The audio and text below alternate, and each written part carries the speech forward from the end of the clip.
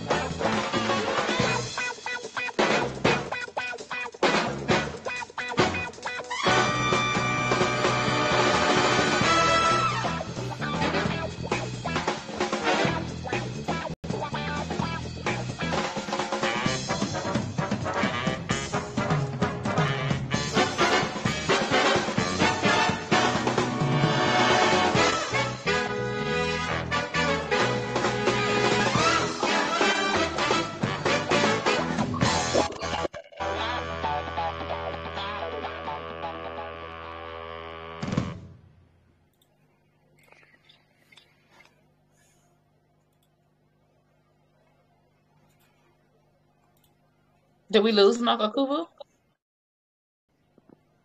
Marquio. I was actually waiting for Friction to do his thing. Oh, greetings everybody. I know this is the show. Sorry, I'm late. How are you doing today? It's World Media Coalition Jazz Lovers Television, another production, and we have many people today in our room, and I all glad to see you all in this room. Thanks that join. Good day, good night, no matter what time zone is now for you, but it's happened, and it is good for us all. Thanks, family. greetings, Marquio. I'd like to welcome our production crew and our guests to the World Media Coalition Jazz Lovers Television Network Thursday edition, June 16th, of the Van Miller Talk Show. I found my voice with the illustrious Sabdet Ma'at, the Star of Truth, Ms. Van Miller, and Her Royal Highness Queen Saida, Sultanate Saida, from the Numa Kingdom, the Numa Theocratic Indigenous Moorish Kingdom.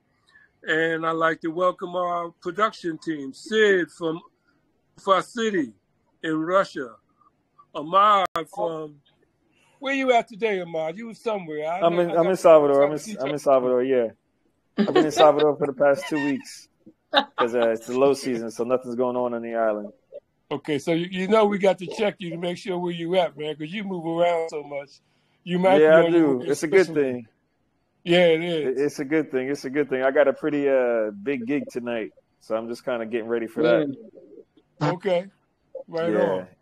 And we got Mr. Joe Lance Williams, the leader of the Coasters, coming to us from, where you at, Georgia, Doc? I'm in Conyers, Georgia.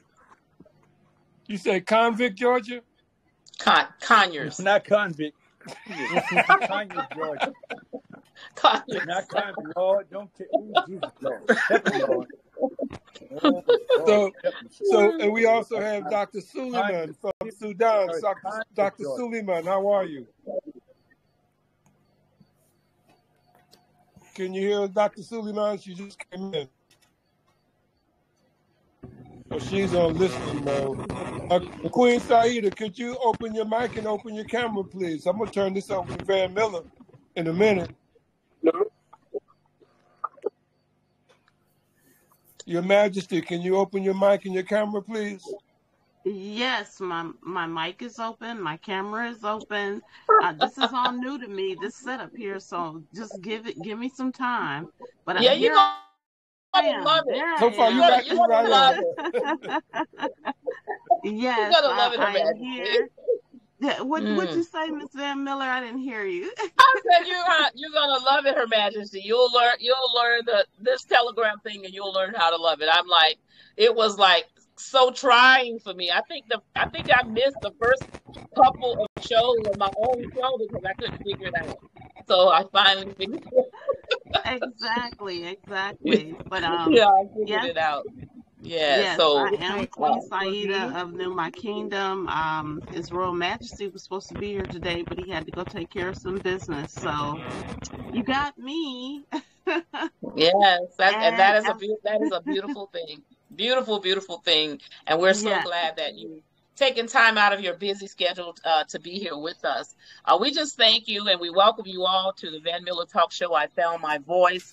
It has been a busy month, and June is we're just on the 16th of June, but we've had a very busy month. I've had a great celebration. I think one of the best birthday celebrations that I've had in my lifetime, and I just thank each and every one that attended. I thank you for the texts, the calls, the DMs, the messages, and I thank you all for the beautiful gifts and the cards and the flowers that were given to me. Such an auspicious occasion. I'm a person that celebrates the people that celebrate me. So that's what I look at in life is people come to celebrate you when you celebrate them. And we just had a great time.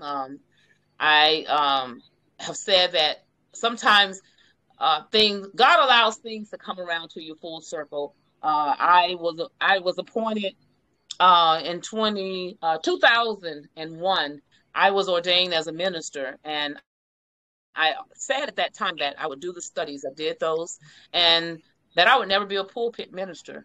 And it is so amazing how the king and queen came, and they gave me another appointment, and minister came back to my name again. And I am so appreciative and so honored to be in the space and to have the title minister and it go along with the space in doing what it is that I do and have done in my career. So I'm just honored, and I say thank you. I just cannot, thank you all enough for the title, and I definitely know that I will try.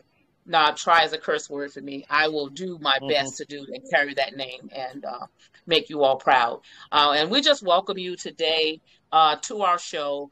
I know that it's going to be a great show. We have so much going on around in the world today. So many things to be thankful for. A lot of people are going through a lot of things, but guess what? We're all here, and it's a great time to be alive. And that's the main thing that I say at any time. It's just a great time to be alive. No matter what your condition is and where you are still alive today, and you should be thankful. Mark Akubu, can you give us a little news on what is going on around the world? I noticed that you keep us up on what's going on. So, let our people know some of the things that are happening. Well, right now, I was kind of vibing off of what you were saying. And while you were talking, I was sending some production material to Friction to pull up to talk about the birthday celebration at the Blue Marlin Bistro and talk with Her Majesty in reference to what's on the agenda for Numa Kingdom, and to have you give us your vision on fulfilling the seat of the Minister of Arts and Culture with the Honorable Minister Prince Adon Teddy Rock. I know he won't be able to be in, but he was in the production trailer that we put out there that it began the show. So, and then there's a lot going on. I want to get a report from Mahmoud in Brazil about the candidates that he's going to be being on for election on the next production, where he's situated with the Holistic Health Spa in Guerrero de Luz. I know he's moving forward steadily. Sometimes it may be at a snail's pace. Sometimes it'll be on a rocket ship, but he's moving forward. And then, of course, Friction will give us some information on what's happening on the ground there in the Lugansk People's Republic. And I can't forget Sid in Ufa City, because Sid brings it all the way live all the time. So, yes. Well, you know what? It is so amazing because some years ago when we come back to the celebration, some years ago I actually wrote a stage play called Finish the Dream.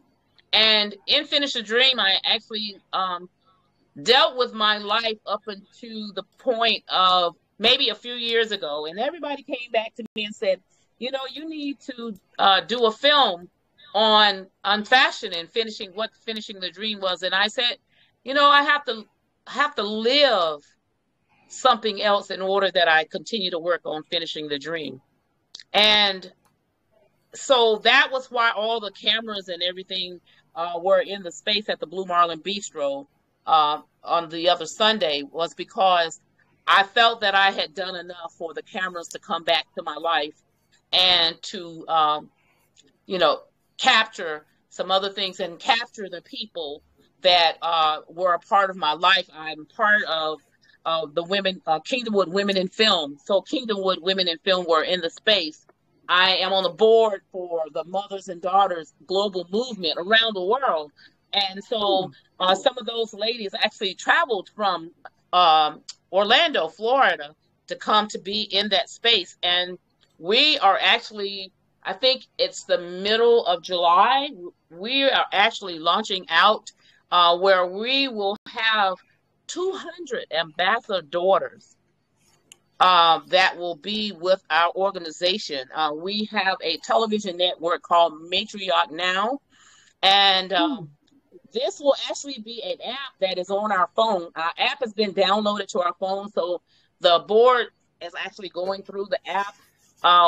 Women will be able to put their stores into the app, and they will be able to sell their product out of those apps.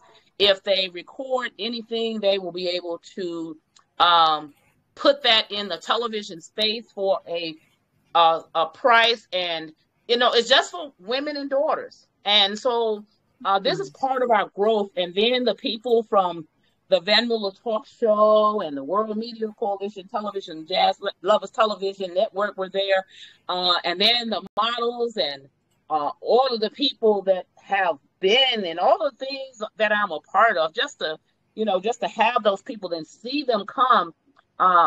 It's hard for a lot of people to get that kind of presence at any event.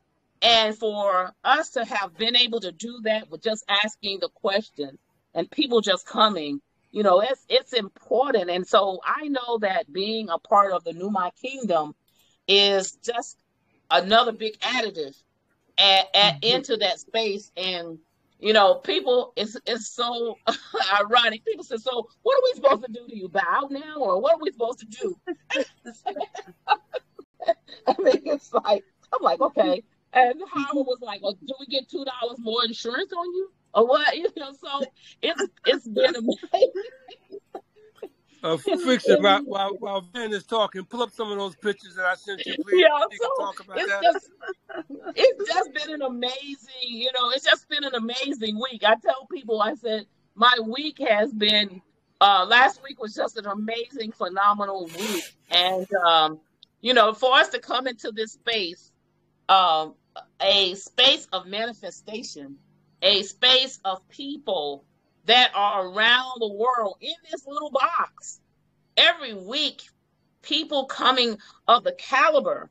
People do not understand the caliber of people that come into this space. Never would I have imagined that meeting Her Majesty and His Majesty would I have ever met them in person. But for them to have come to an event, my birthday, is something that, you know, I will never forget.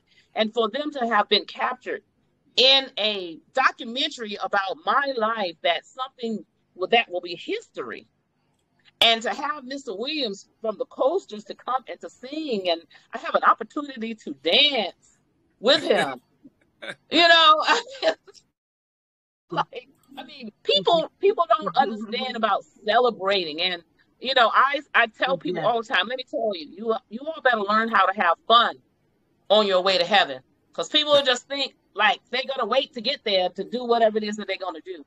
You better learn how to enjoy your life and enjoy this ride that you are on. Enjoy this journey that you Amen have. to that. Enjoy meeting people like Marco got to Cooper. cut you You off. gotta enjoy that. Video of Van and Joe Lance Williams dancing together. Aww. It was priceless. It was really priceless. And I was like, I said, it is amazing to see that.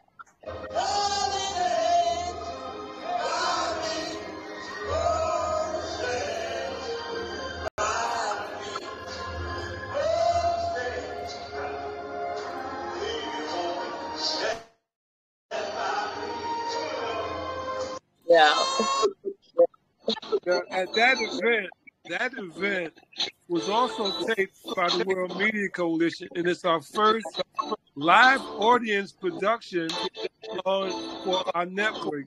I have the video. I got to get it edited down so we can produce it into the show.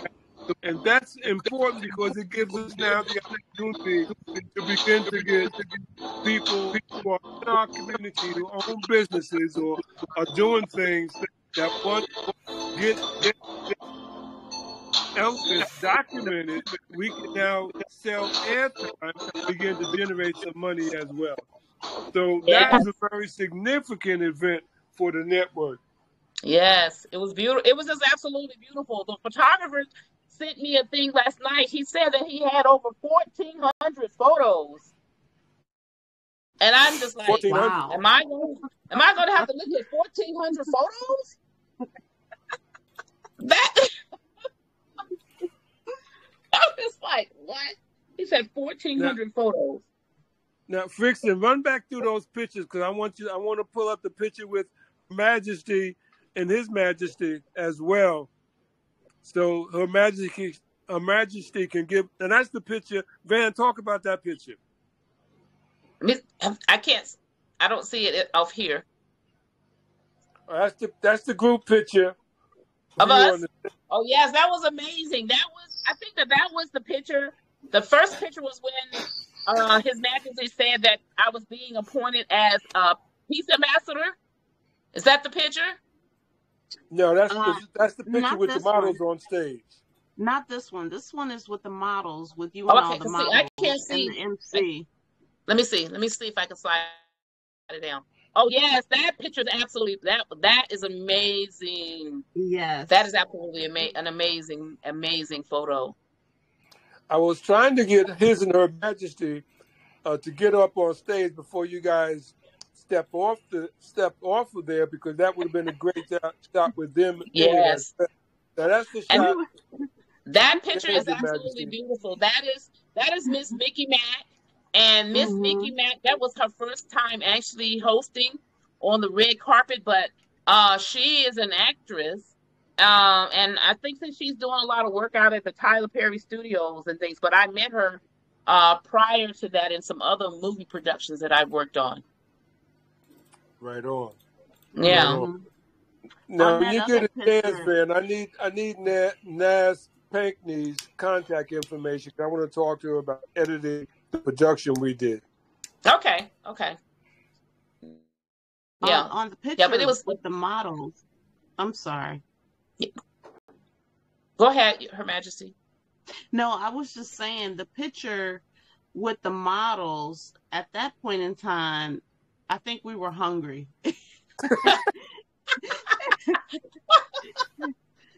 We were so full.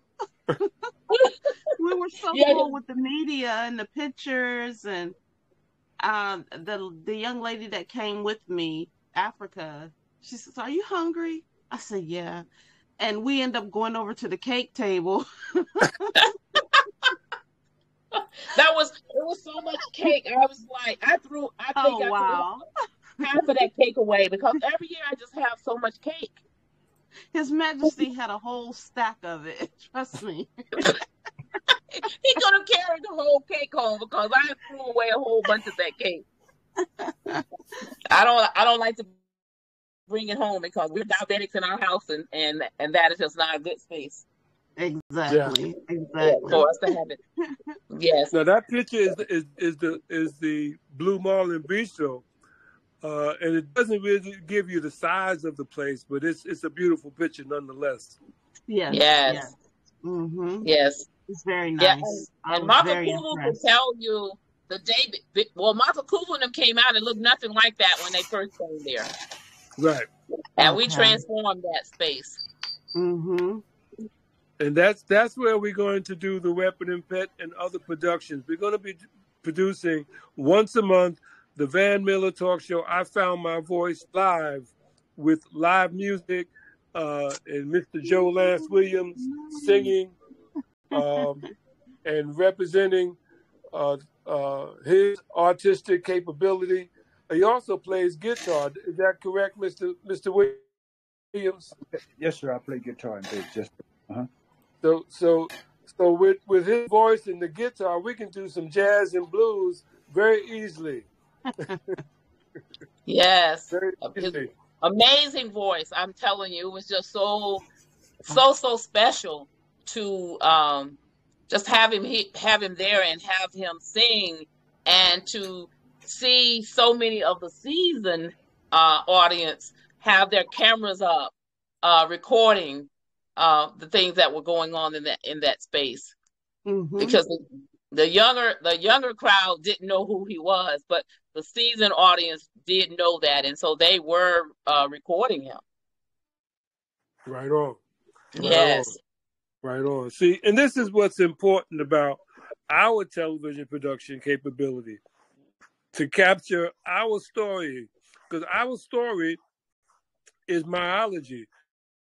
Mind for self, mind for my people. Ology, the study of. We're studying ourselves. And people say, well, Martha Kulu, you can't use that term myology because it means the studying of the muscle structure, the muscle system in the body.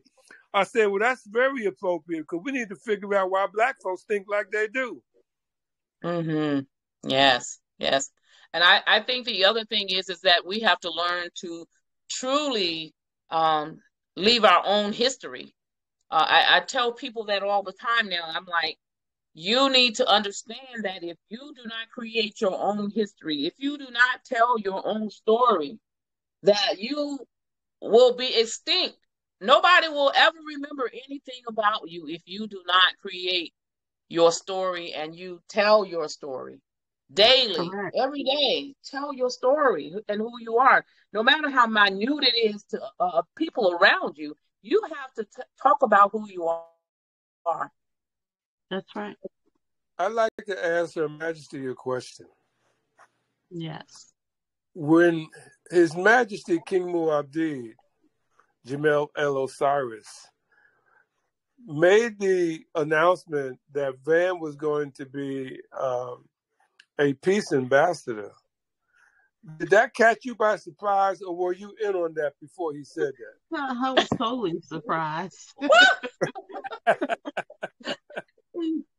And then I whispered to him, I said, she seems like a better fit for the arts and culture sector. Oh, I knew you had a hand in it somewhere. That's why I asked that question. That's not going to happen without Queen Saida having something put on the table about that. And Yeah. it caught Van totally by surprise. It really did. I was so surprised.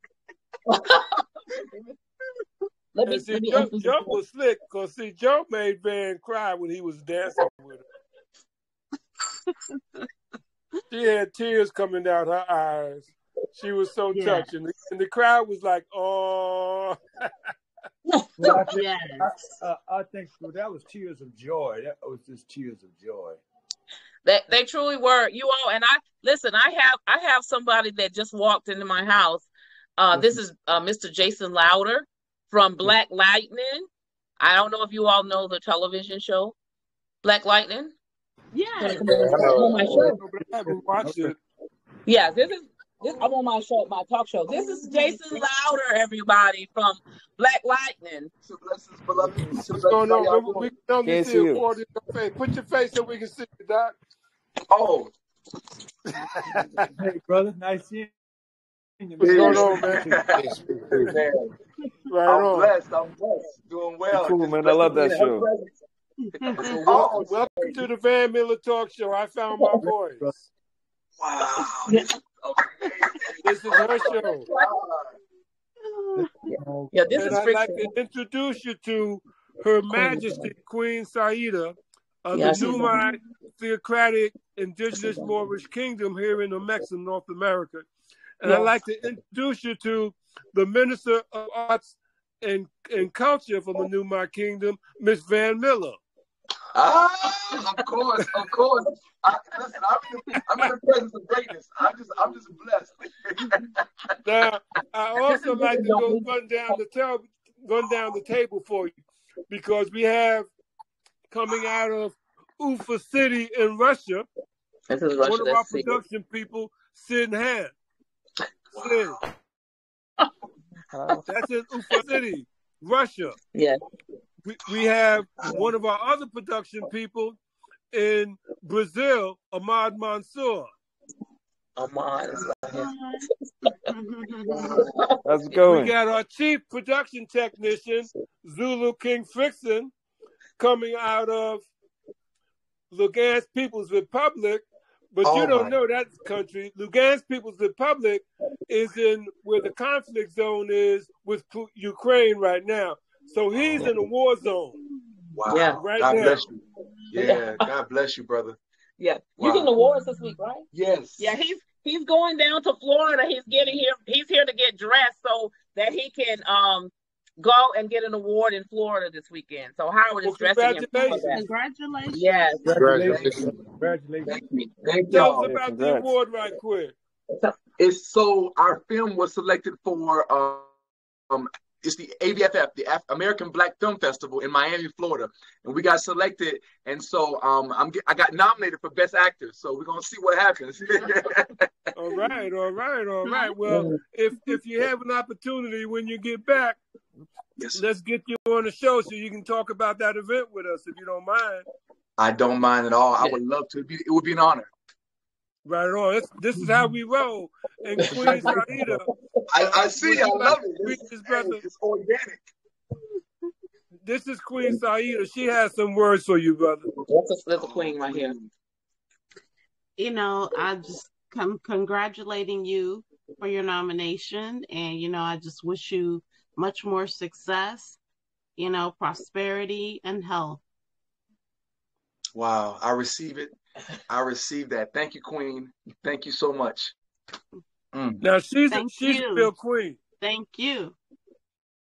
Yes, sir. She's not I'm aware. She's the coronation. Look, I'm looking like this today, but I was scrambling around trying to get it together for you all. It's so good. It's so good. I just want to say to him. And then Mr. Joe Lance Williams, he's the leader of the Coasters. I don't know if you remember the Coasters. You might be too young for that. Coasters, yeah. They only sold 100 million records, so he probably don't remember. Oh my God! They only sold 100 million. My brother, I just want to say to you, may the peace and blessing of the Creator be upon you, and you be successful in everything you do. And I want to thank you for working with us and coming and hope your awards and everything you do be successful. And we always here to bless you. Thank you. Thank you. Receive. And then we got some people in our listening audience. We got Ramutep Cab, and we have Dr. Suleiman, Dr. Suleiman from the Sudan. Yeah. Wow. Yeah. Oh my God. Yeah. This is what I do every Thursday. Wow. Yeah. This is beautiful. Yeah. Y'all are inspiration, man. Whole inspiration. I appreciate you. So we're gonna make sure you get our channel, because we can text our channel anywhere in the world. Okay. Yes, sir. And you can get it in your telephone. And see, this is what we do. We're the Real World Media Coalition Jazz Lovers Television Network. And that's actually 2 broadcast platforms. The World Media Coalition handles news and business. Jazz Lovers Television Network handles arts, culture, and entertainment. Yes, so that's a separate broadcast platform that hasn't even launched yet. And when we launch it, most mainstream media platforms are on Wall Street. They sell shareholders. They sell shares to shareholders. Yes. Jazz Lovers Television Network, the business model is a subscription-based stakeholder marketing business model. That means once you become a subscriber, pre-launch at a certain price, whatever that price is, pre-launch, and you come in, that's for life. It will never go up. Wow. Secondly, yes, sir. The stakeholder aspect is this. They have shareholders, we got stakeholders. What does that mean? As a subscriber, you recruit other subscribers and you get a stakeholder payout fee for life as long as they maintain their subscription. Wow. So what does that do? That provides income to people watching television, but it does something even more important because it gives us the opportunity to raise the wealth base in our community. Yes. Yeah. That's key. That's so important. That's pivotal for us. So this is groundbreaking. I'm loving it. I'm like, yo, sign me up. Let's go. Yes. So now that I introduced everybody, let me introduce myself. Yeah. Yes. I'm Makakuvu Ali El Bey, and I'm the Royal Ambassador for the Newmont Kingdom, but I'm also the Legacy Builder CEO of the World Media Coalition Jazz Lovers Television Network, Legacy Builders Television Production Network. We are legacy builders on this network. Yes, sir. Because we are building the legacy for our people for the next 1,000 years. See, everybody talks about 100 years. Well, our third eye, our Uchet, our Uchat, yes, sir, gives us vision for the next 1,000 years. Yes, sir. And that's the spaceship you riding, brother. Lift off. Lift off, brother. I'm so grateful. It's a pleasure to meet all of you all. I'm honored to be in your presence. You got a queen here, Queen Vanessa. She.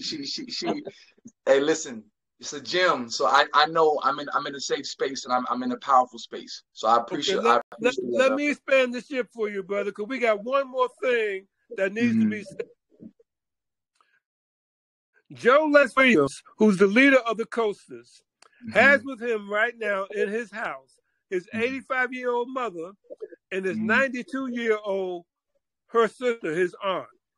I like if they are possible for him to bring them in for us to give them a spiritual greeting, if he can do that. Okay, I'm going to try now. Correction, my mom is 86, who's a Cherokee, and her sister's 95. 95. I don't know if I can get them because let me just see. Just moving them around. Let me just try. Hold on a second. Well, take the phone out there, and maybe they can sit right there, and we can just give them a greeting, brother. Hang on a second. Hang on. So, Makakuvu, you didn't say your other part of your name. You introduced all these things. You didn't say who else you really are. I'm the official high priest for the Universal Zulu Nation. Oh. Yes. Right. Oh. Boom. And see, what we're going to be doing with our network in November. November is Hip Hop History Month. It's the anniversary of the Universal Zulu Nation and the anniversary of hip hop. For the last 10 years, they've done the Meeting of the Minds. Yes, sir. I always open the Meeting of the Minds with my drums. Wow. This year, what we're going to do, the World Media Coalition Jazz Lovers Television Network, specifically the Jazz Lovers Television Network, we're going to host the 5 Elements of Hip Hop Award Celebration. Because we're going to take the step to divert the negative direction of the industry's direction, destroying our community, and bring it back to the most important element, the 5 elements of rap. Friction, help me up. You got rap, DJing, graffiti, breakdancing, but the most important element is knowledge. Yep. And the industry doesn't even address the knowledge. And as the official high priest for the Universal Zulu Nation, I have a responsibility inherent upon me, because not only I am the high priest for the Universal Zulu Nation, I'm a Kemetic high priest. I'm a Moor. I'm the royal ambassador for Numai Theocratic Indigenous Royal Moorish Kingdom. I have a responsibility to my people. Yes, sir. What's the report, Joe? I'm sorry. Okay, I got the report now, y'all. Now, the one that's 95, you should talk loud for her. And my mom is 86, so I'm just gonna give a few seconds of them, y'all, because they, you know what I'm saying? Okay. Yes. Okay. Don't y'all get me beat We're up. not gonna get you beat up. No. Age 73. Okay, hold on a second. I'm coming in now. Don't get them beat up. So while we're waiting on Joe to get in place, so Her Majesty, I know that His Majesty said that he wanted us to come up with attire and a wardrobe for the Numai Kingdom. And I wanted to ask you a question today. That was one of my things. What in your mind would your attire look like as the Numai Queen? What would you want to look like every day? An African goddess. You say every day. Every day. Every day. I got a newsflash for you. You already do. You already are. Thank you, Ahmad. You're right. But you know, we tend to we dress more European than we should, you know, and we need to bring that African essence out, because we are an African kingdom. We are an African old kingdom. So we need to demonstrate. We need to demonstrate that. And that I've always said that to His Majesty for forever, that we need to change out our garments. We have a few garments, but we need more. Okay. Okay, we're going to talk about that, because that was one of my questions today. I said, what would the king and queen really want to look like on a daily basis? And you know, I have a picture, and I'm sure you can duplicate it, and not so much duplicate it, but reinvent it, because I bought it from a store out of Chicago, and what I bought is not what was shown on the picture, but I'm going to show that to you, and you can mimic something like that. And if I could just have, say, a white, a red, and a gold, and a blue, that would be great for different dignitaries that we have to meet, you have to go in front of, or even when we come on meetings like this, you know, we'll have that major garment that we can wear. But this garment that I'm talking about is very beautiful. It just it wasn't, I don't think they didn't use the proper material is what happened. So, but I'm going to show it to you. I'm going to show it to you. Yeah, I think that was my thing. I said, when I saw you all, I said, beautiful. The queen needed to look like the queen. Yes. Joe, you ready? Yeah, I'm ready. Well, introduce the elder queens that we pay honor and respect. I'm gonna introduce my mama first, who's his elder. She's Who's your 86 queen years mother? old. Cherokee, my mother. This is here, Laura McComb. How you doing? Oh, wow. And the Cherokee. Yes. How you doing? Hi, how are you? Greetings. Pleasure. Okay. And I'm gonna let you holler at her sister, who's 95 years old. She's Cherokee. Here she is, Aunt Muriel. Here's her name right here. Can you see her? Hello, how you doing? Yes. How you doing? I'm so honor happy and to be here. respect. She said. Honor and respect to the both of you. Yes, thank you. I'm so happy to be here. I don't know what to do. Thank you. Wow. All right, guys. All right, thank you. Thank you so much, Joe, for doing that. One quick question. You said that they are 100% Cherokee Native American? Both of them are Cherokee. Mama's Cherokee and Amira's Cherokee. Mm-hmm. What happened was Aunt Lena, when we had Louisiana. thousands and thousands of acres going to him, but Aunt Lena couldn't read and write back then, and she sold all the land and stuff, and we lost everything. So I was only 8 years old when that happened. I was a little baby, so nothing I could do about that. But that's what happened down in Pontotoc and Hammer, because we own all that land. Thousands and thousands of acres, they own those land, but hey, that's a whole different story. So yeah. Well, it's an honor to have had the opportunity to greet them on our World Media Coalition Jazz Lovers Television and have them as part of our legacy, because they are a legacy in and of themselves. Thank you so much. I appreciate that. Let me tell y'all something. I appreciate y'all giving them the opportunity to meet the Queen and to meet y'all. That's an honor for me, and I'll never forget this.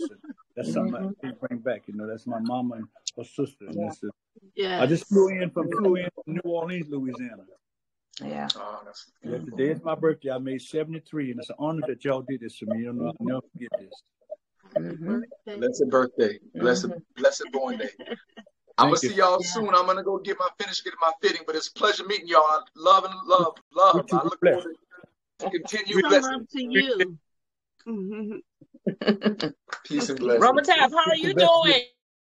We haven't seen you in a long time. I know.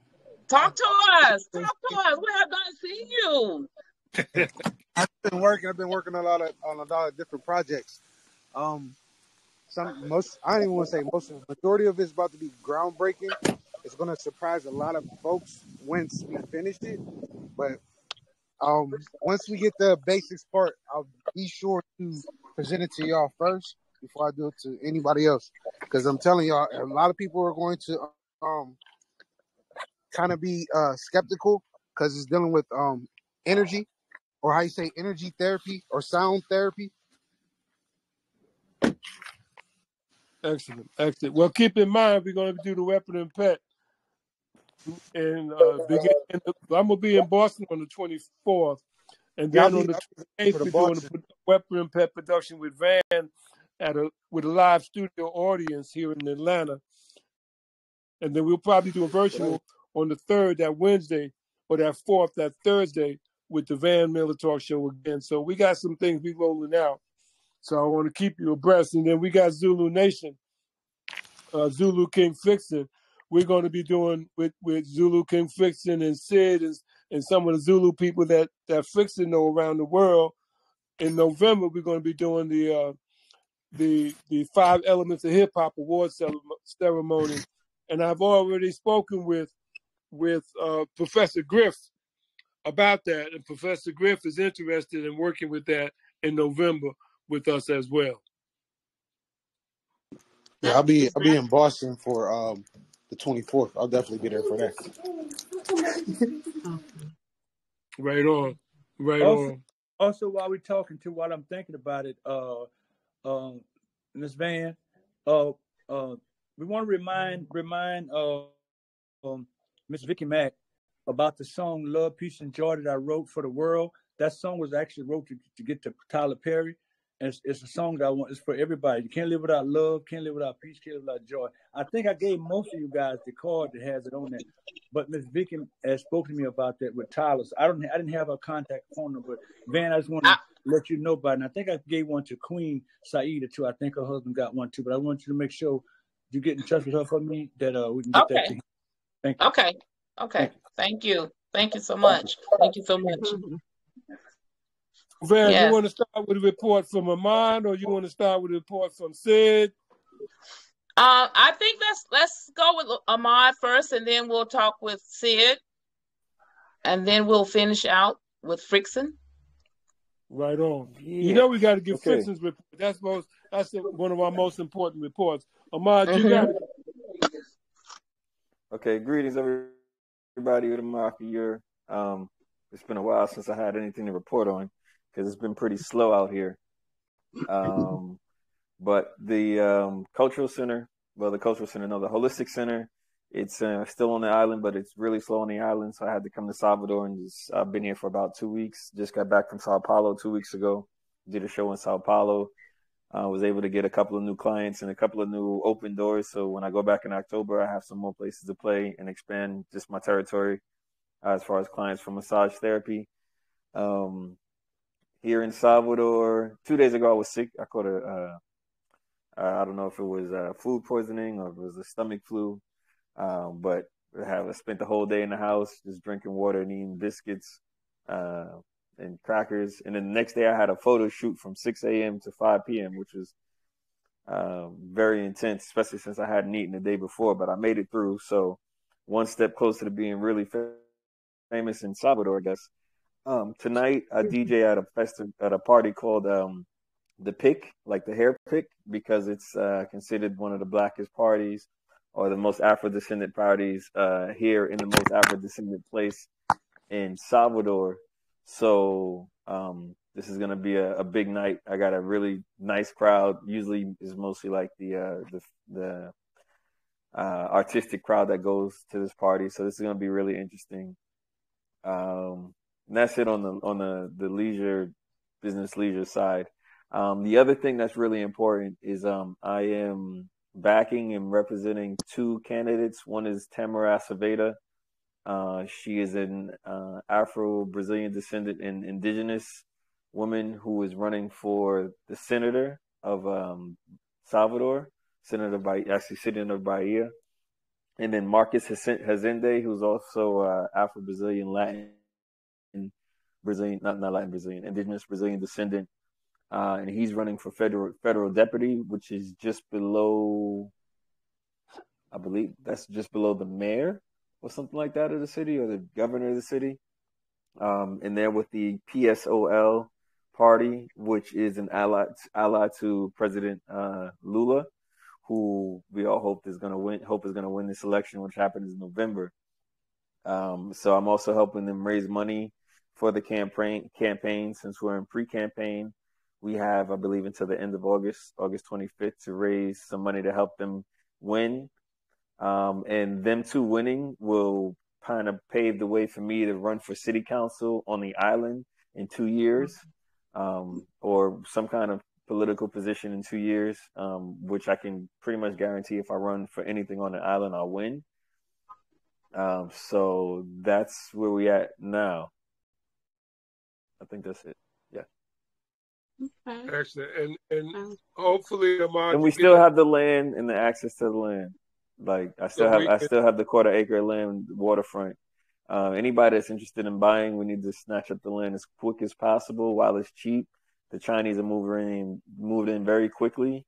And us, gaining more land mass and physical visibility, and me gaining a political status would shift a lot of things. Manifestation. Yeah. Even though it's really slow right now, but saying it out loud, I realize there's still a lot going on. Absolutely. And definitely get that information to me so we can do the show with them next Thursday. All right. Okay. Good to mark here. Hey, can I say something? Yeah. Okay, bro. Do that. Hey, Ramon-Tuff, what's up, man? What's going on? I'm trying to think what time will it be? What time will it be? What I'm saying is, like, I want you to light a candle, right? During a specific time when Jupiter comes up into the horizon. Do that for me. Okay. Yeah, let me know what time that is. All right, I'll look at the location as we think, and then I'll give it right back to you. All right. Perfect.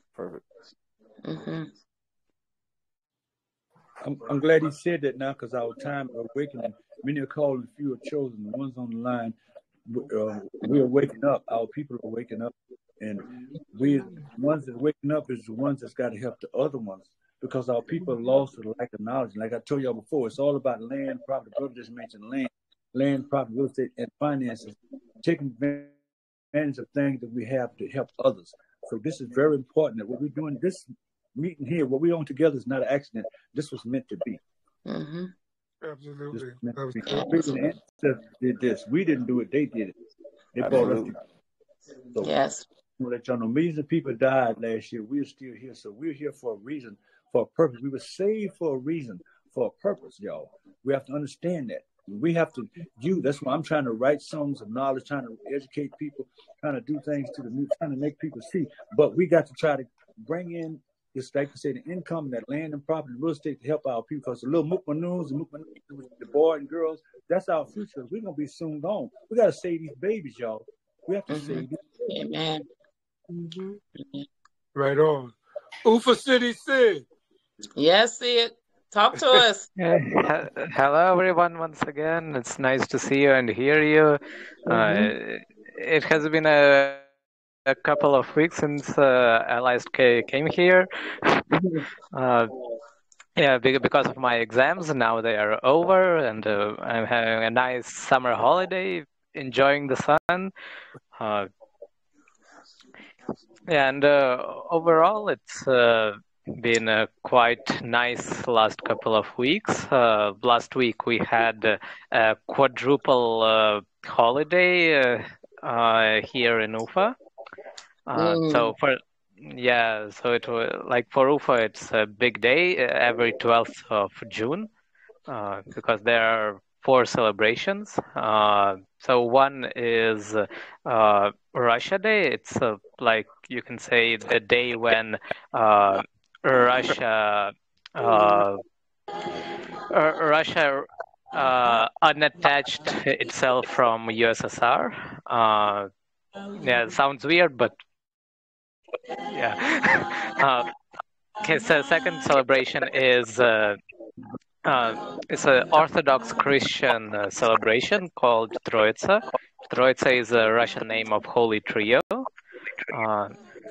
Yeah, so third celebration is here in Republic of Bashkortostan, specifically in this area. Birthday of our national hero, Salavat Yulayev. He is a historical figure who rebelled against Russian Empire, and he is considered as a national hero of Bashkir. And the fourth celebration is establishment of Ufa. Yeah, it was like 450 years ago. On 12th of June, 450 years ago, like Ufa was established as it was first like a military base, and like the local people, they asked the Russian Empire to build a base here so that there could be a proper settlement here with proper defenses. And from that point onwards, this city grew. Before that, though, there was a city here, but there was a gap of a couple of centuries when this area was uninhabited. Yeah, so that it doesn't happen again. Yeah, the local people, they asked Russian Empire's help. That was last week. Yeah, this week it's yeah. So basically, the school children, they finished their exams, so now they are now they're waiting for their results, and after that they will give their documents to the universities. Yeah, so this period is coming. Yeah, this video, okay, Rickson is showing. This is in our university premises. It's our new tradition. We call it Interfest, International Festival, where we just share the food of different countries. Like the diasporas within our university, they kind of come together and have this giant big festival where everybody in the city are invited in. Many important people also visit, many sponsors and partners of our university who in the future give jobs to our alumni. Yeah, and sponsor some, they also sponsor some of the students with scholarships. Yeah, so it's kind of a bonding event there's also a sports part. There is a dance cultural part where the students, the international students, they just do whatever they want to do and whatever they like to do. And doing it in front of everyone, together with the chancellor of the university, together with the important people, with the ministers, with the sponsors, with the regular people, with their friends. Like you can see in some of the videos, I might be somewhere in the background eating my food. Yeah. You have a lot of food, many food. Yeah, I actually had, so there were 7 tables of different cuisines, and I had 1 plate of each. So I was in a very terrible state after eating my 7th plate. I'm still recovering from that. Yeah, I still don't want to eat anything because I had too much on that day. Yeah, so basically this event marked the end of kind of the academic year in our university. Yeah, because there are only like 2 weeks left for some students to give their diploma, and that's all. Like after that, it's just a holiday until September. So yeah, so there are students from. I saw flag of Angola, and what countries was there also? There were a lot of countries actually. There was Angola, Congo, Republic of Congo. There was Cote d'Ivoire. There was Egypt, Yemen, Kazakhstan, Uzbekistan, Tajikistan. There was me from India. There was Cuba. There was Venezuela. There were some other countries like Armenia and many other nationalities that reside in our university. Yeah, we have 50 plus countries represented here. Yeah, I see the head of your university, he have the present, the T-shirt, national T-shirt. Yeah, I think it's Cote d'Ivoire attire, if I'm not mistaken. Yeah, so that's the African table, which Cote d'Ivoire and Republic of Congo guys made their stand together. Yeah, and our chancellor, our head of university, he's extremely friendly with every international activist that we have, like on a personal level. Like it's not like some formal thing, like we can actually talk to each other when we bump inside the university premises, just like friends. Yeah, he is very close to his students, and that's one of his great qualities, which I actually admire, that he can just go there and bond with the students. And many universities do not have that. They do not have any contact with the administration, and they have minimal contact with the professors. No, not talking about even the higher ups. So yeah, that just shows the environment that our university provides. It's number 2 oil and gas university of Russia for a reason, and also, yeah, speaking of which, right now our head of university is in St. Petersburg, where the economic forum, St. Petersburg International Economic Forum, was taking place, and there they discussed specifically a project for our city, our Ufa city, where they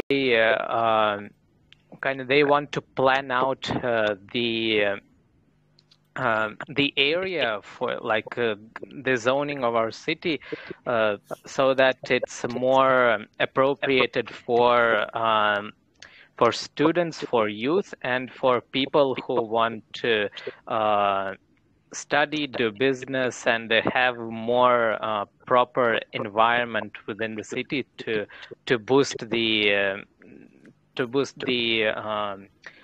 well, both the like the academic aspects and like the enterprise aspects.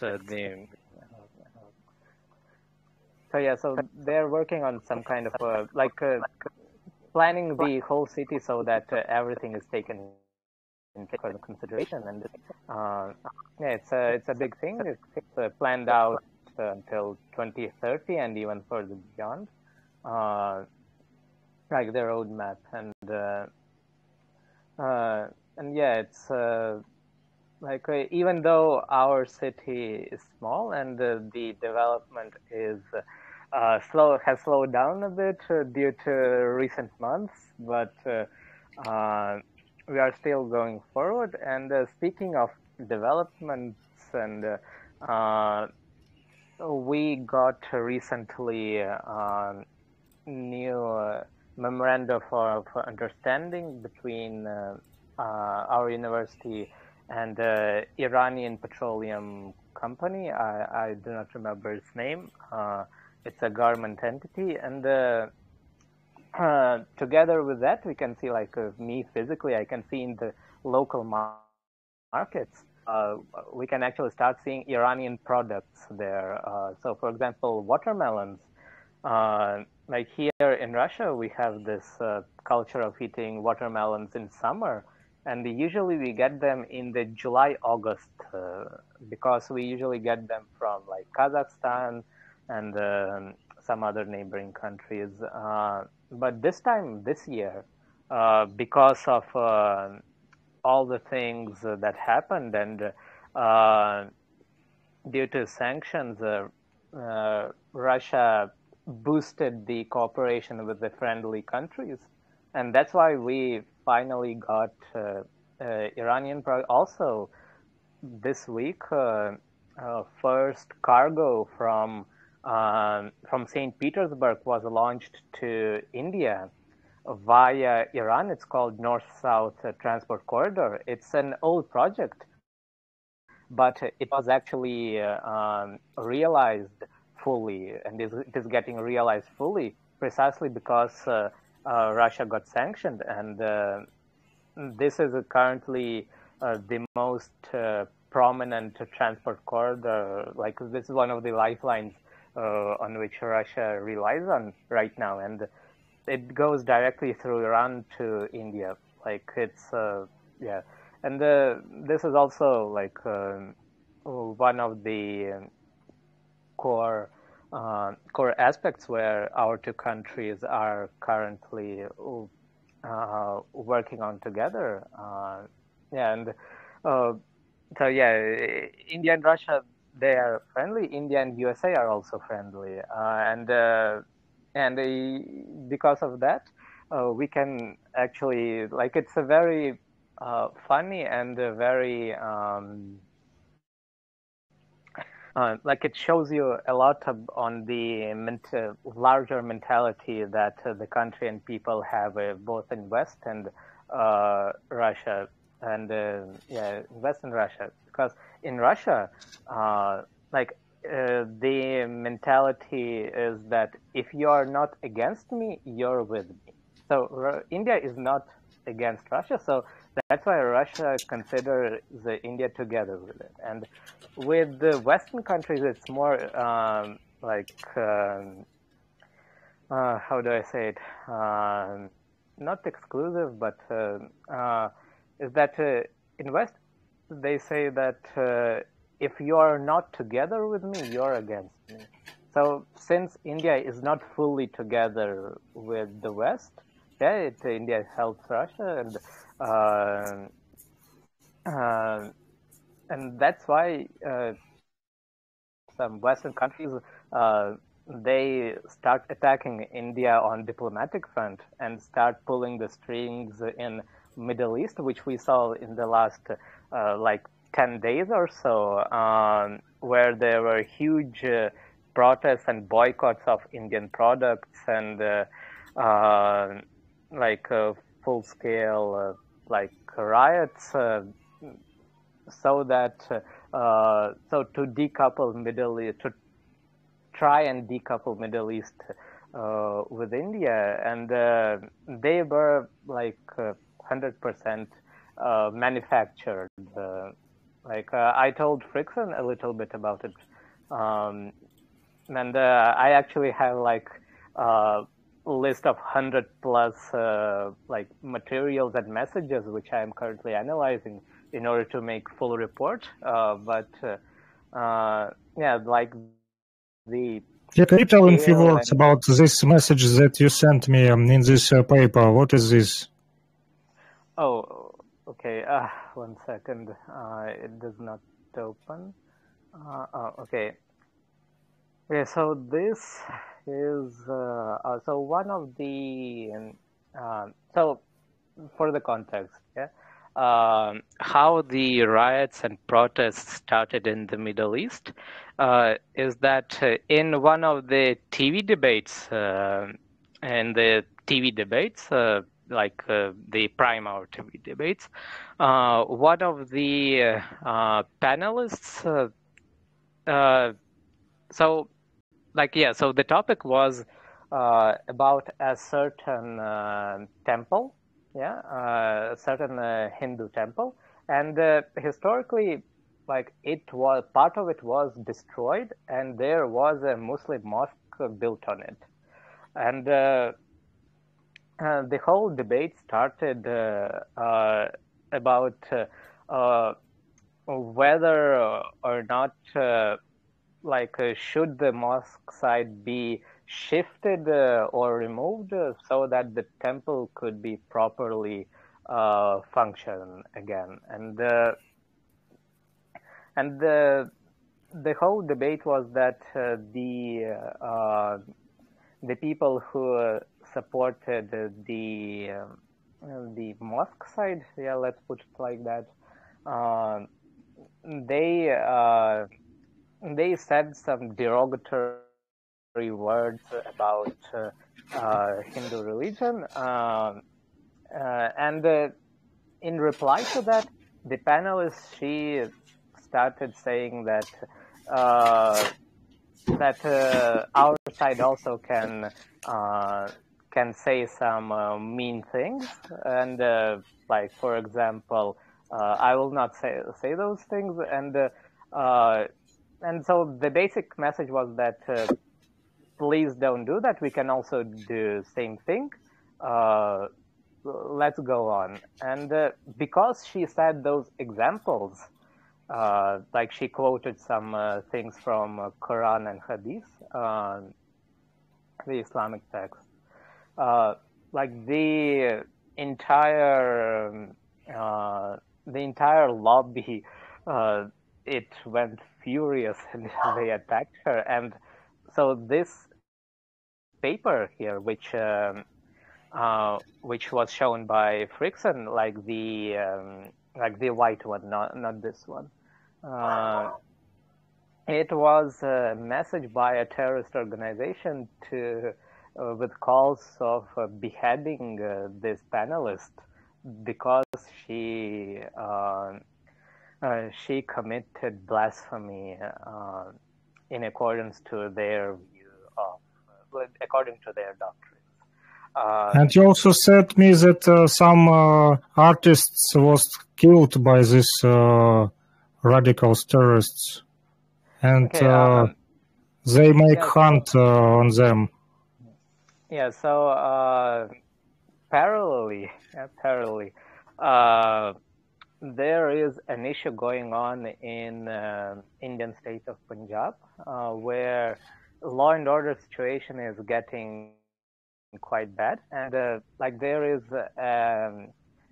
an old, very artificial movement. There is a Canadian movie actually by Terry Milewski, a journalist, a senior journalist, about Khalistan movement and the Sikh radicalism and their history in Canada and stuff. And so basically what happened was that this year in February there were elections in the state of Punjab, and like the currently ruling party which won that election, they actually received funds and joined hands with these radical elements who operate from outside of India, mainly from Canada and US and Britain. And because the funds that the party received from these Khalistanis, like these funds were used for some in-party needs, and not for the pushing of the agenda. That's why these radicals, they started targeting the party leaders and the people associated with the party and other rival gangs. So yeah, it's basically a gang war. And why they hunted on the artists? So musicians go against these radicals and make songs against them, or why? Well, some of them do, some of them do not. So some of them are very vocally against all the radicals. Some of them are simply under a rival gang. And why does that happen? I actually am still researching that, and it is my basically ancestor state, and yeah, I'm actually researching that. Maybe next time I will come with a more proper answer. But what I can say is that Punjab is a border region between Pakistan and India, and a lot of drugs from Afghanistan, they come via Punjab, and there could be that angle to it as well, that something happened and some drug-related stuff was affected, and that's why also you have these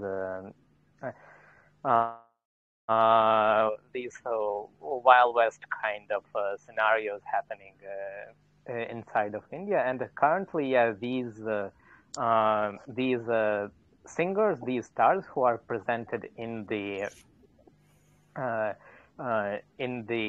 poster. By the way, this poster was made by a banned radical Khalistani organization, which is, I think, not banned in the USA, but it is banned in India. Yeah, so this is a poster by them, and yeah, they are specifically targeting these stars. And yeah, as Sasha said, we actually had in our local Nifty radio, the university radio, we had their songs playing in solidarity with them, because artists, yeah, we support them.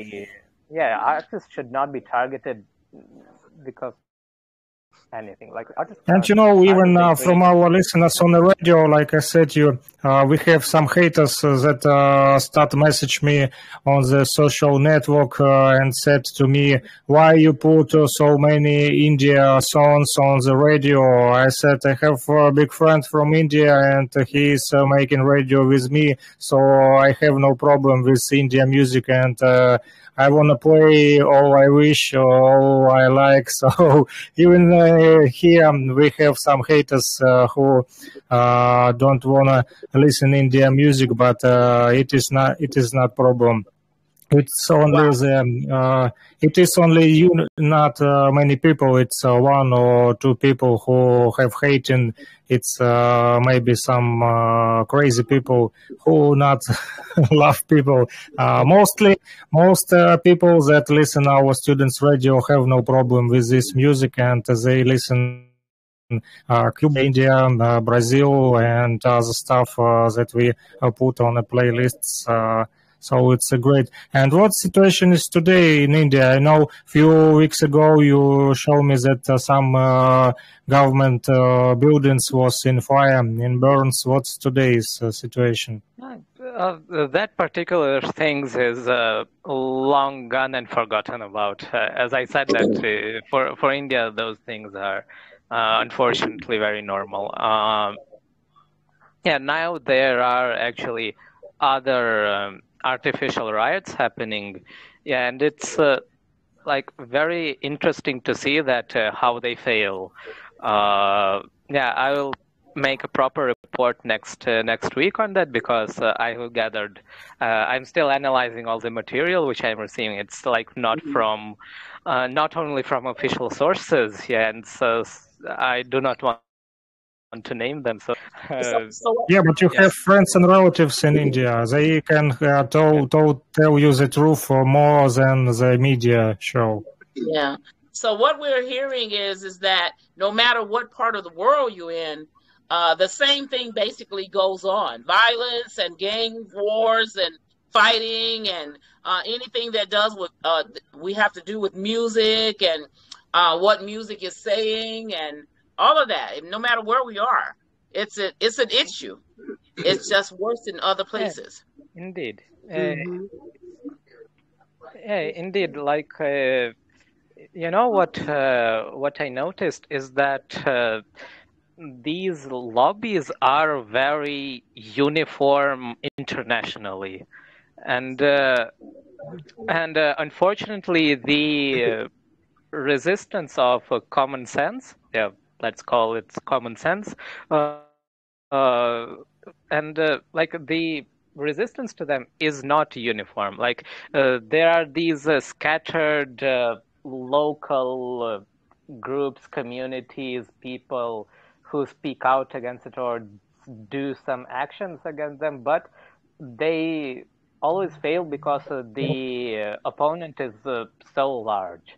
Yeah, and yeah, like I'm sure in the United States you can see the same thing. Like there are definitely. These smaller communities are going against these large lobbies.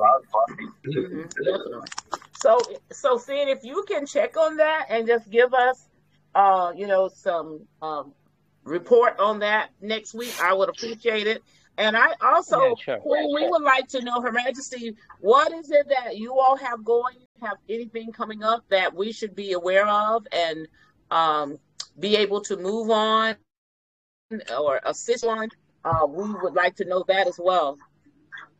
Right now, we're just looking to plan the summit. There's a little background noise. Yeah, there is.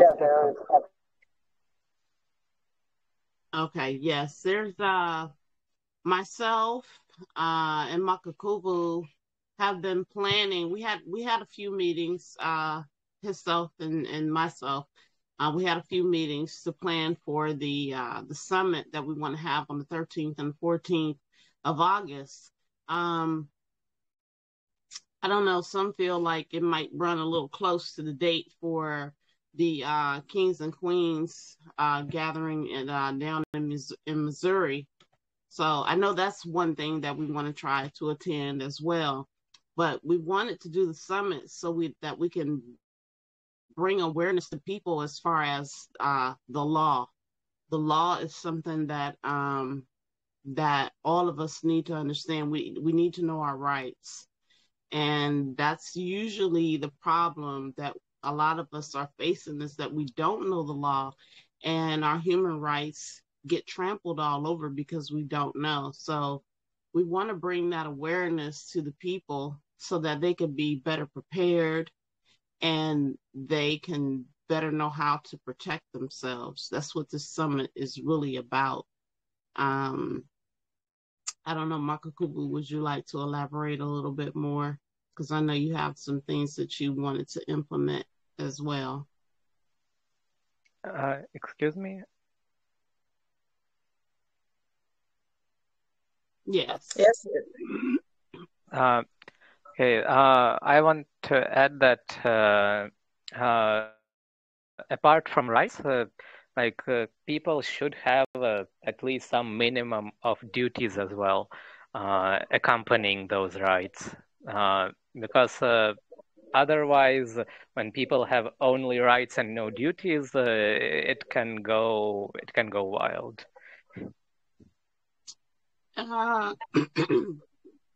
Well, once you know your rights, there are some duties that can take place, which is teaching others. Once you learn, then you carry on to someone else what you learned to them. The old adage, reach one, teach one. With the summit, it's more like here in America, everyone knows we have issues with there's people here that have issues with color. They do. And we don't like to use the word color or black in that tone, but that's how it's coming off. And this is the reason why we are being penalized, because we don't know who we are. And once we begin to have an understanding of who we are as a people, then we could better prepare ourselves and better protect ourselves. As Makakubu always say, the vibratory frequency that we are using is what's bringing us the most trouble. But when we can come together and learn what is used in the court and take that and understand it, that it's really to our benefit. See, the court here, I don't know how the court is there where you live, but the court here is more or less like it's in every district. And in every district, they have a precinct. And these precincts in these district courts have come against the indigenous people when the indigenous people here have been here forever. We've been here since, I can go back 4 generations in my family. And I'm sure same thing that that's going on here in Brazil, Your Majesty, not to cut you off, but it's the same exact thing that's happening down here. Mm-hmm. So it's globally, let's put it like that. It's a global situation. Even in India, there's problems over there with a caste system. That's what it's called. It's called a caste system.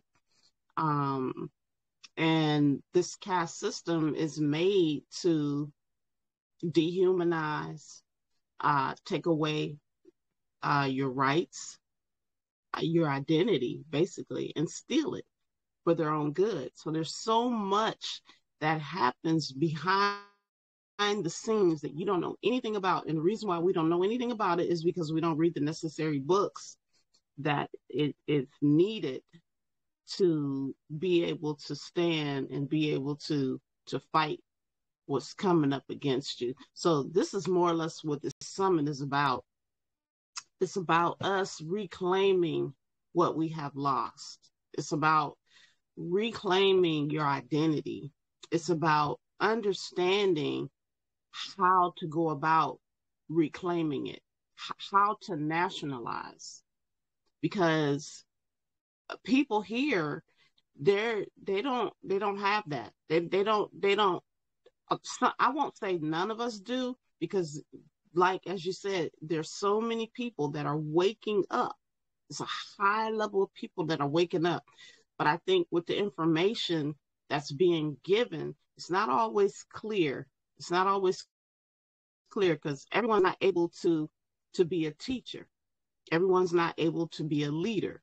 So it has to be the right specific people in place. So our panelists, the panelists that we want to use is, I want to say, for the lack of a better word, celebrities that are conscious, that do understand nationality, understanding what law is and what supreme law is and what common law. Common law and supreme law is one and the same.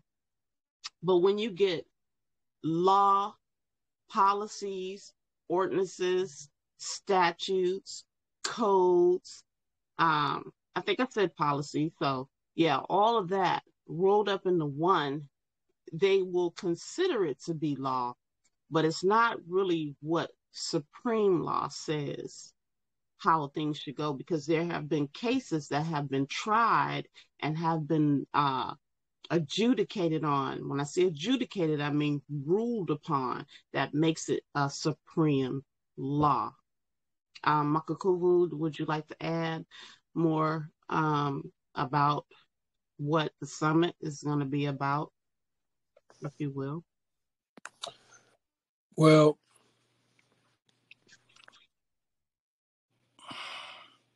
the document that has been drafted refers to the gathering as a congressional apex. And I took the liberty to put the document together from the information that Her Majesty and I discussed. And I use the term congressional apex as opposed to calling it a summit. Although the summit means the top and apex means the top. But I use the term congressional apex, the Numai Moorish or the Moorish congressional apex,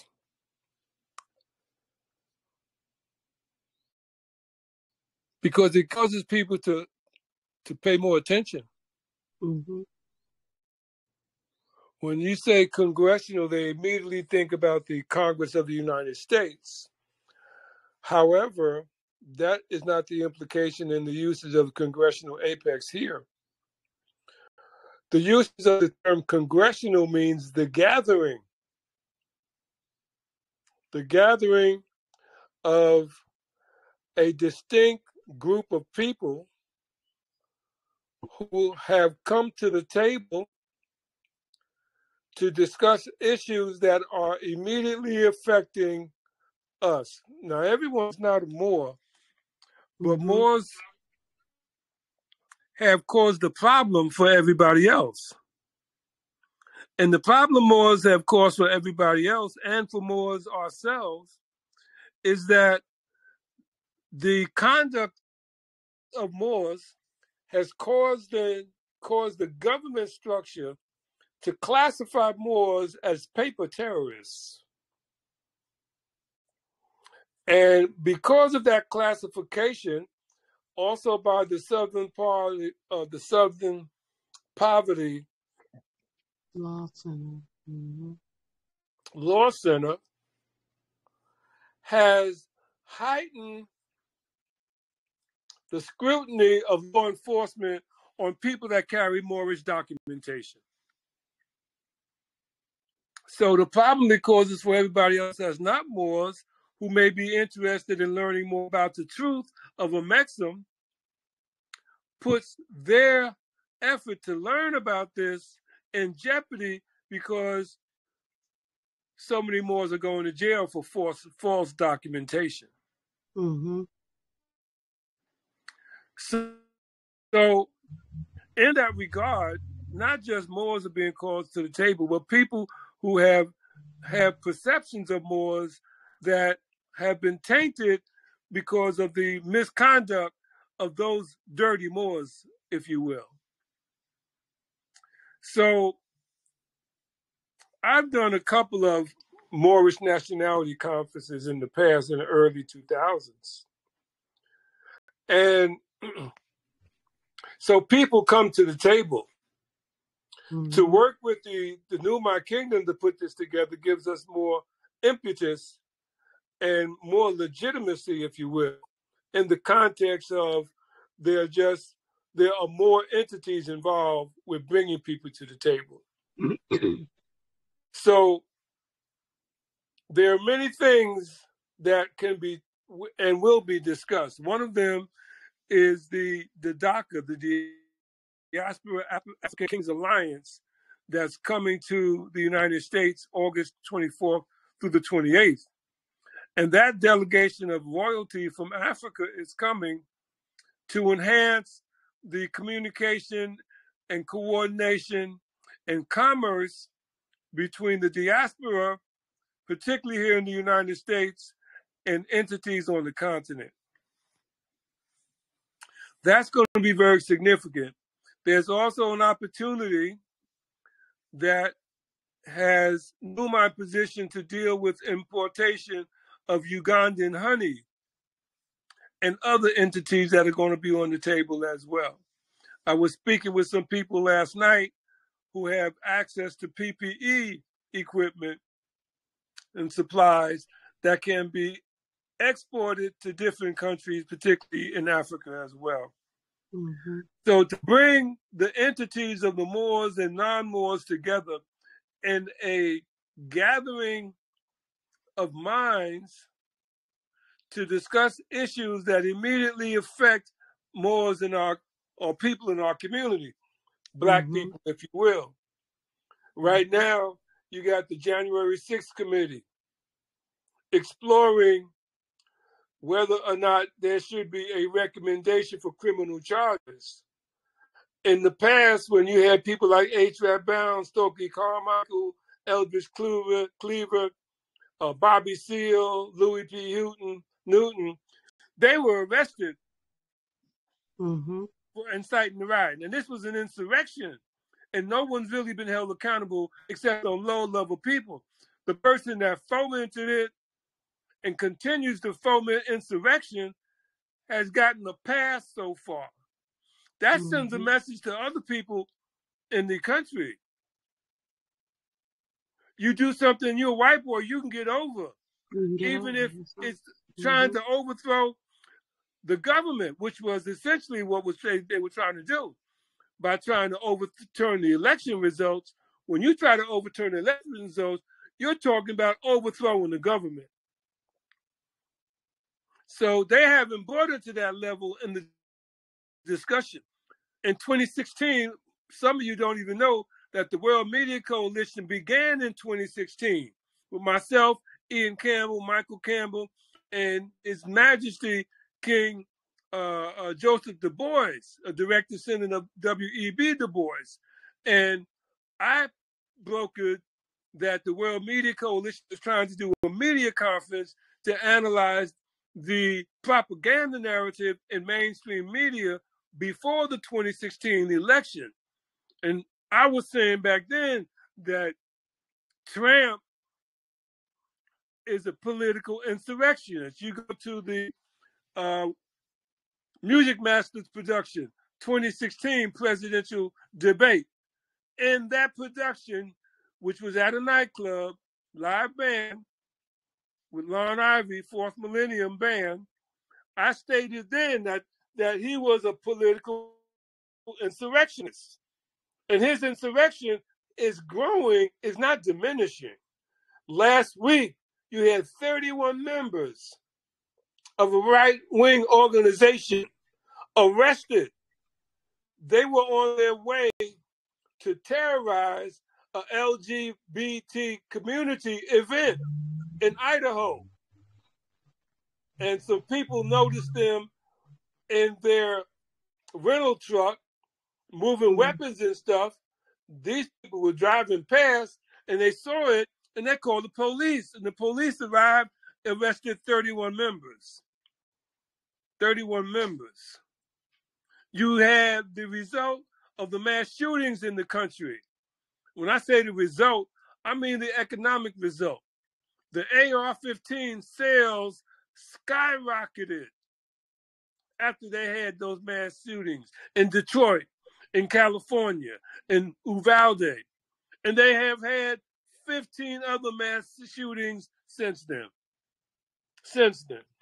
And Maka Kufu, not to cut your wisdom, but I always believe that those things are put out there in the public to incite fear and to like you said, to drive sales, it's so many things that come across our television that I feel is propaganda, that come across social media and so forth that I feel is propaganda. But, then you got other people that feel like, no, that actually happened. This is real, So my solution was to not think so much about what's going on social media and just try to educate people. Try to educate people on their rights.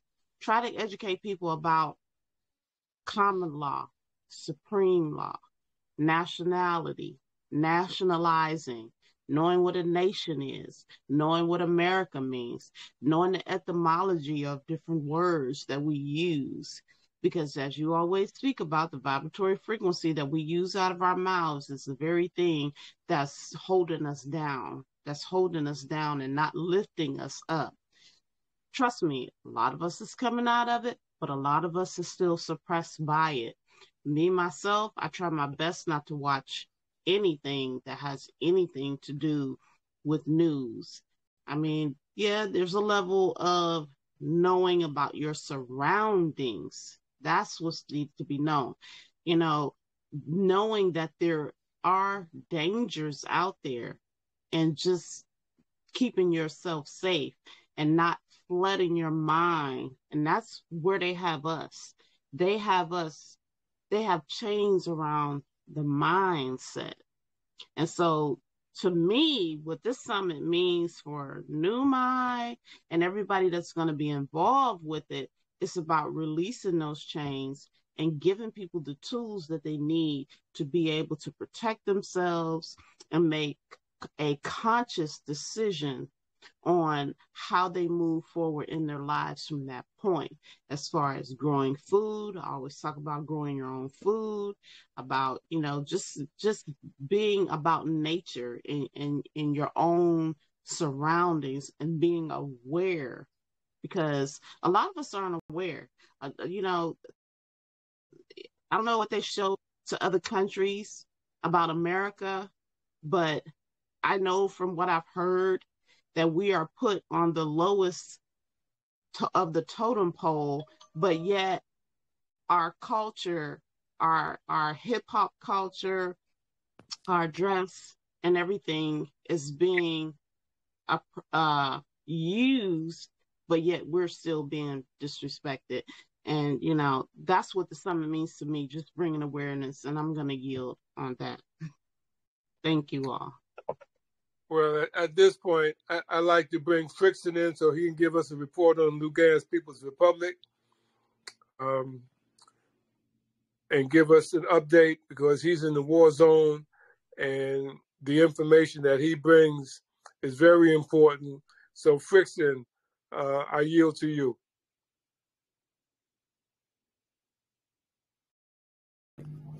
Okay, thank you very much.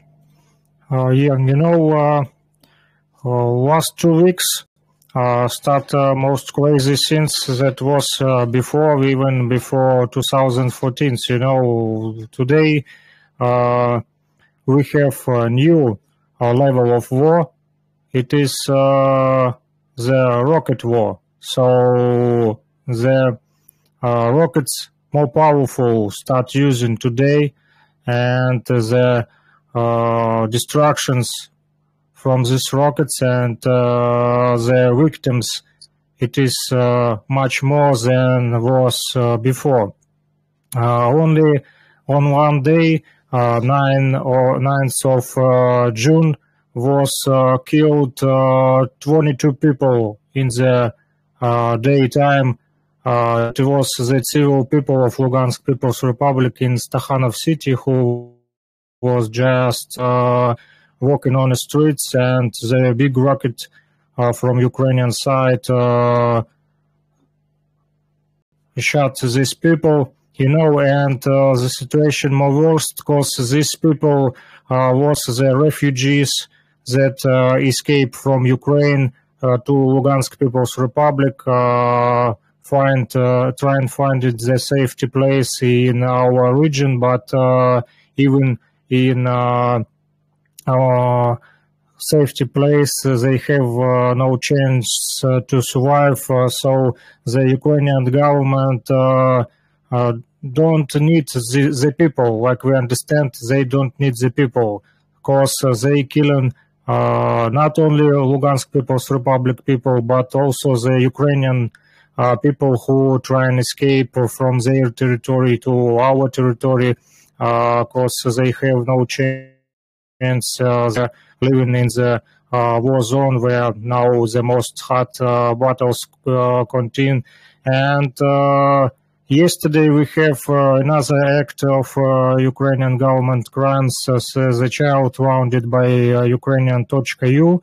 It is a big rocket that was hit the Svatov district, and also another rocket was on against in same Stakhanov city. So Stakhanov city is the city near Wisma town, and we saw these people when today I was in this town and saw many destructions. Also, the victims and not only the people dying from rockets, but also the animals have shots. You see this dog. Today I was at the hospital with my dog, but thanks God my dog in safety place, and my dog need medical some helps, and we with wife visit the doctor, and there the doctor shows a dog that was yesterday shot by the rockets. Like you see, he lost the eye. And also yesterday the child was dead on the street. He is just was sitting on the street in the near his house. It is not the war battles zone. It is peaceful region. You see, and I will show you. This is a part of the rocket that was shot on the ground before the building with peaceful people.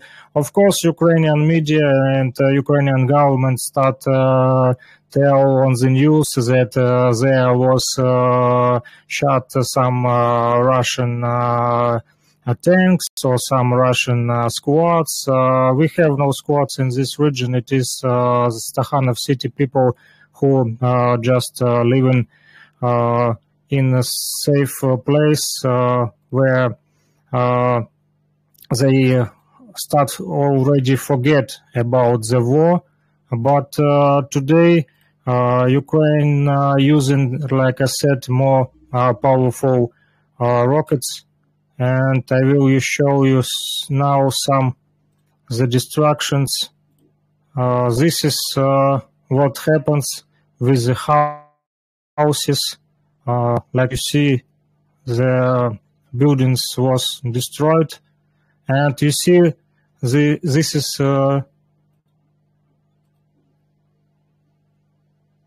where the rockets is going on the ground, and same rockets flying over here now every day in daytime and also in nighttime. This is the part of the rocket that our soldier kept.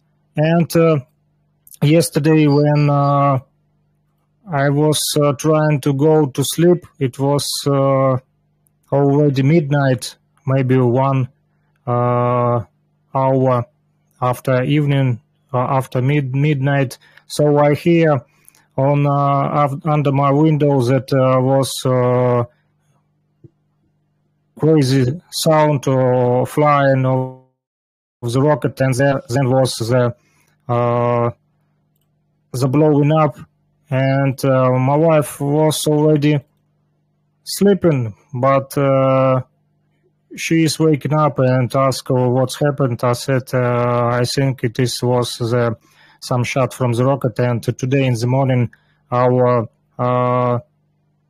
government show and media also, and people who was living in this building. So some people from this building is not alive today, because you see this is what's living. And the destructions like that is today we see more and more, and the conflict not stopping. The conflict continues, and like I said, the weapons using today more powerful, and our soldiers today move back from the territories where war zone, move back the Ukrainian these military squads that and they just hating our people. They don't wanna see these people have no soldiers in their building, in their yard.